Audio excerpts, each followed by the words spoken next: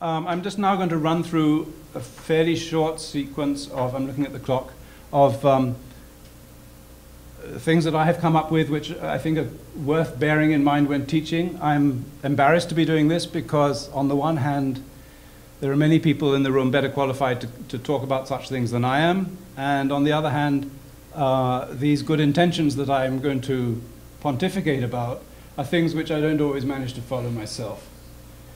So it's a kind of confession come recommendation.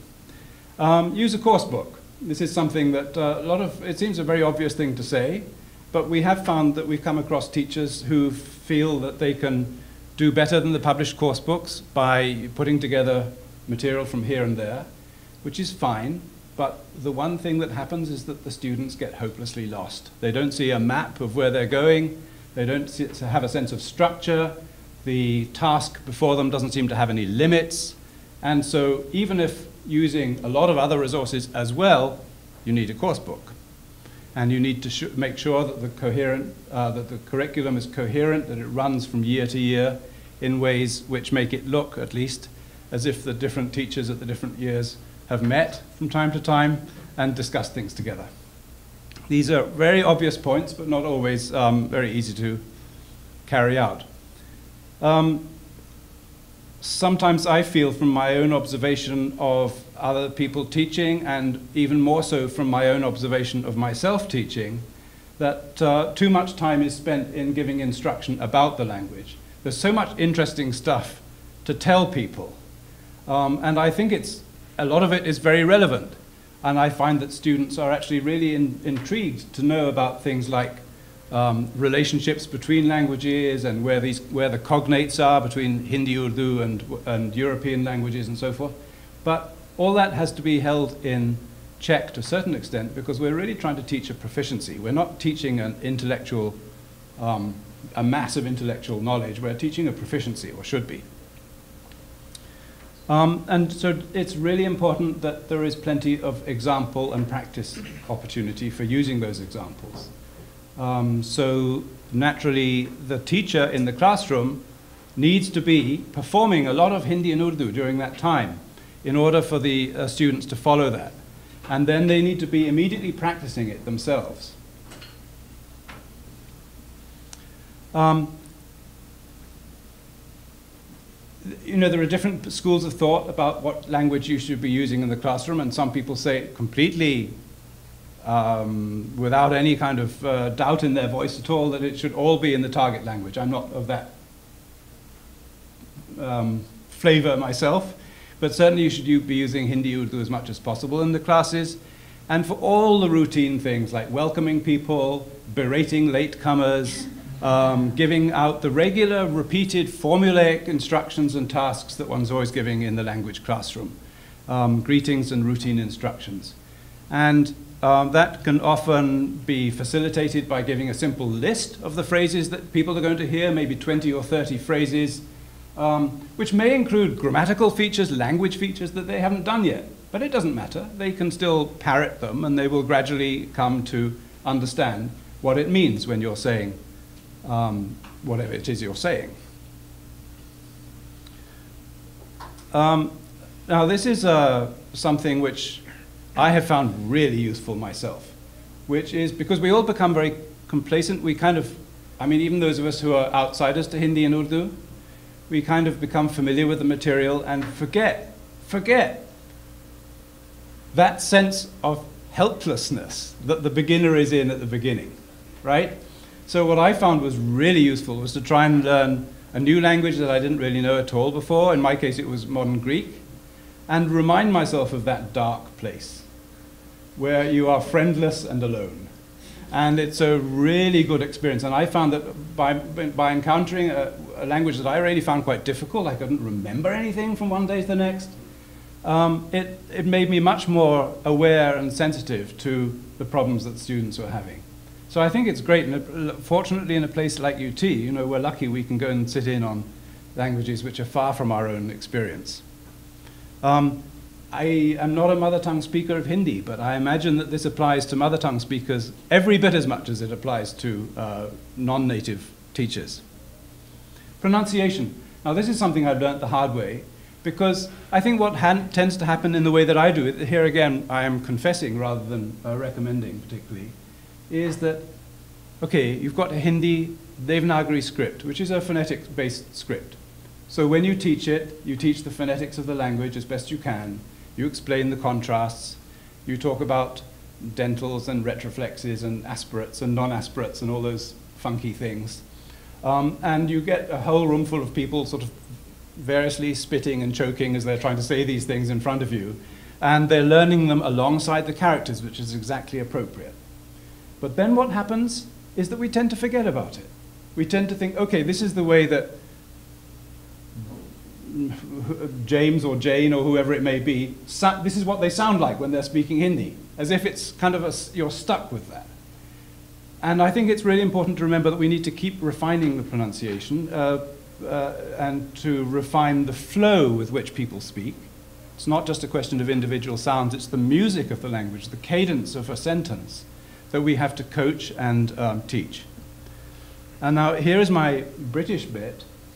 For American learners of Hindi, there is this particular problem that comes with R coloring, because the American, I mean, I'm aware of the fact that there's more than one accent in the US, but generally speaking, the tendency is for a syllable followed by an R to become colored by that R sound.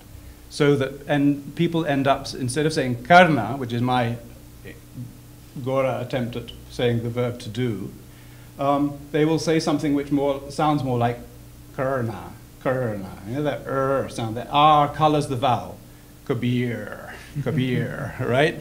Rather than leaving the R until you've completely finished with the preceding vowel and then putting it in, right? Which is a good idea.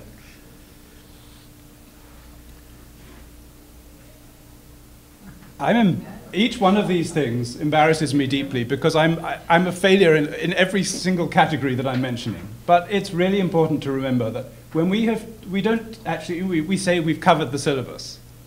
We've taught that. But we taught that last week. It's an irrelevant and stupid thing to say, because unless it's been absorbed by the student, you're not finished with it. And the idea that there's a kind of neat progression in terms of time through the syllabus, that week by week you cover things, and that your job is done, is a very dangerous assumption. Now, language learning, I'm so bad at language learning, I find it so hard to acquire any kind of anything in any other language other than English, that I desperately need to have things simplified for me and to be presented clearly to me. And I think a lot of students are like that. They really, really need clear structures. It may be an entire falsehood. What we do in the first year teaching is effectively reinvent the language that we're teaching, right? To make it palatable, to make it digestible.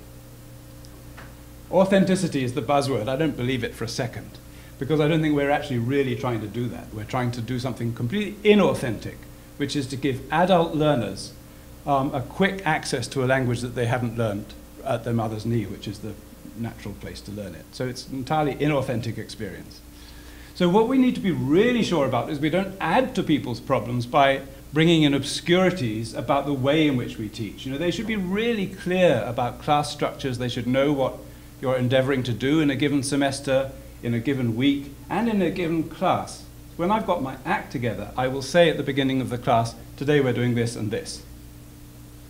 Because the roadmap needs to be clear, the map needs to be clear for people, because the content won't be. The content is going to be really problematic.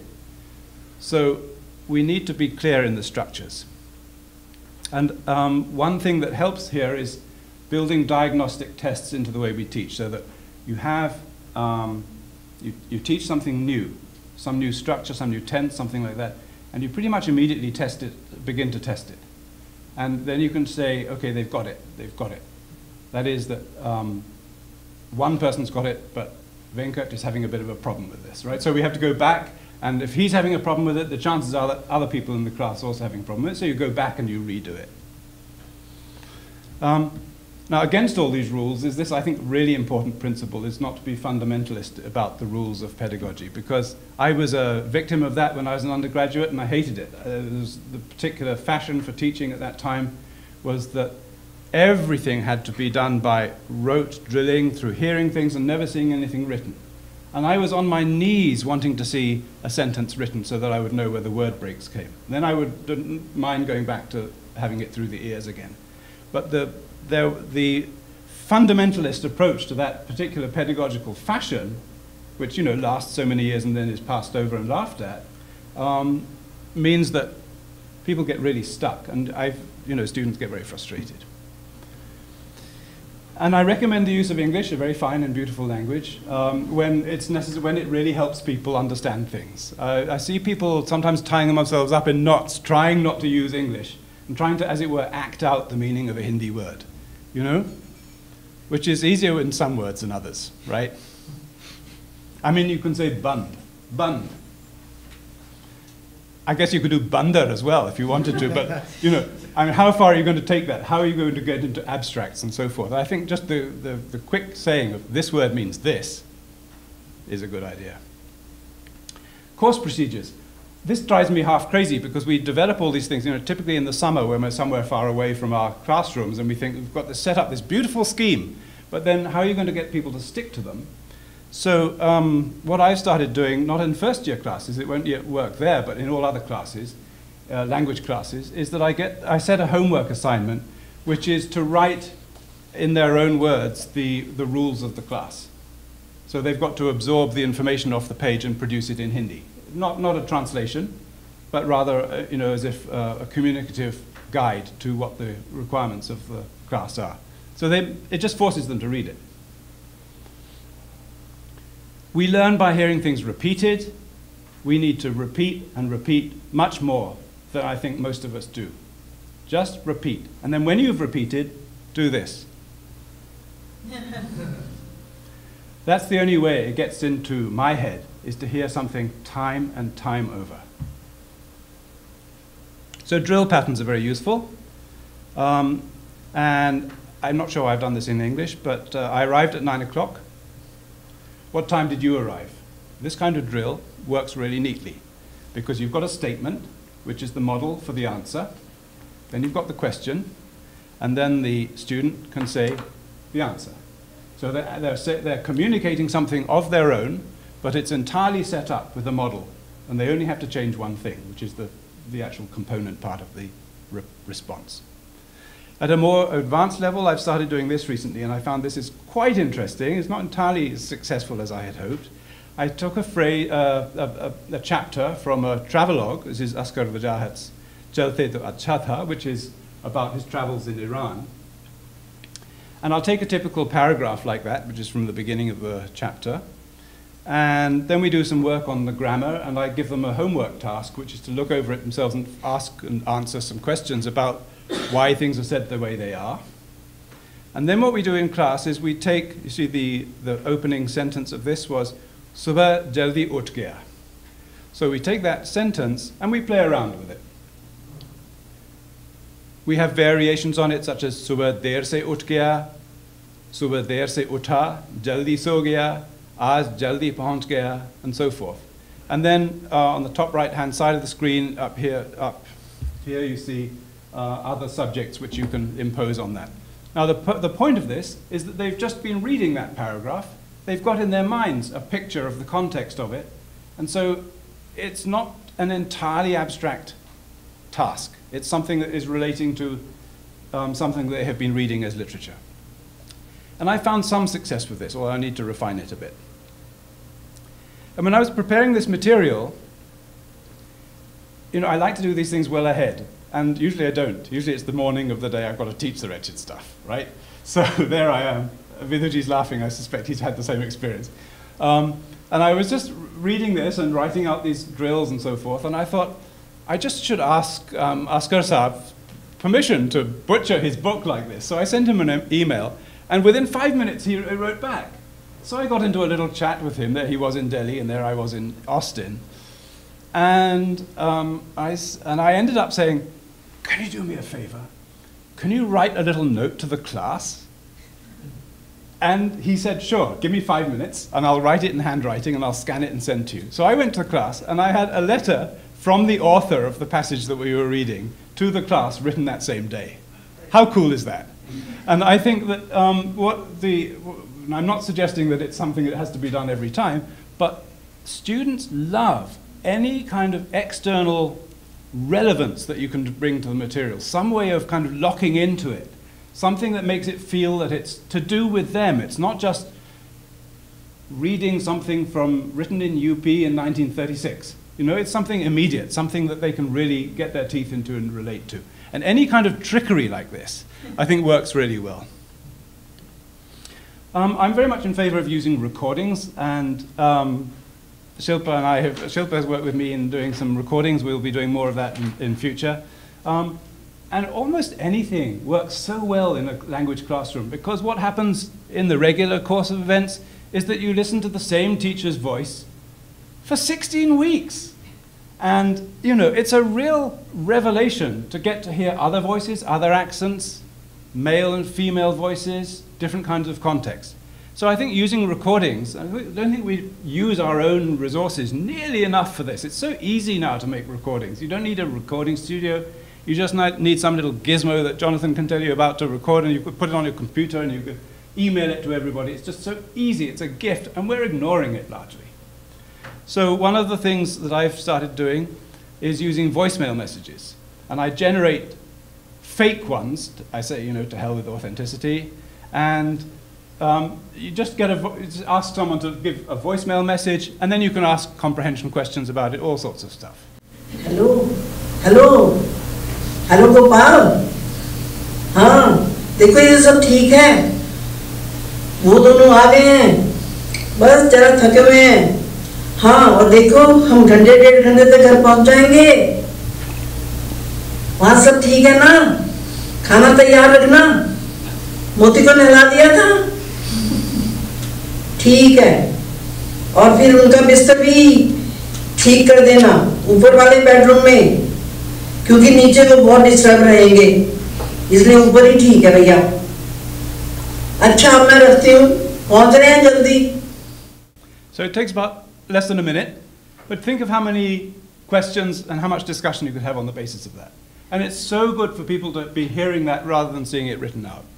So thank you to my mother-in-law for that one. But we should, you know, what I'd really love to do through HUF is develop a whole bank of such recordings. And everybody is welcome to just come along and just record 2 or 3 little things, you know? And you can just, well, no, I'll come to another point in a minute. Make the student into a teacher. I find that I didn't really start understanding Hindi grammar until I started teaching it with the book under the desk. And I find that a really useful thing to do is to give students tasks about, explain to the class next week how the ergative works, or how the ne construction works, or whatever it may be. And boy, do they put in some work over the weekend. And they come the next week and they explain this point of grammar, and they may do it not very well, they may do it brilliantly, they may do it much better than I could, but whatever the result, they learn it. And I find that works really well. As do any kind of role plays and drama, and I'm always making a fool of myself in class by talking to people and taking things from them like money and things like that, and then discussing that theft immediately afterwards. These are obvious, are they not? One thing about the voicemail thing is that we kind of expect we teach our students to expect that they've got to get everything right. You know, this is the way we teach. We grade things for correctness. And that means comprehensive and total understanding of something, total ability to do something, which is completely unreal if you think about the way that language works in the world. And so something like that, my mother-in-law's message, I mean, a fake message, although Gopal is real enough, is that you can give it to students who are really right at the beginning, and you say, just see if you can tell from this recording some very simple fact. Like, even if they can hear, that they can figure out which is the name of the person being addressed.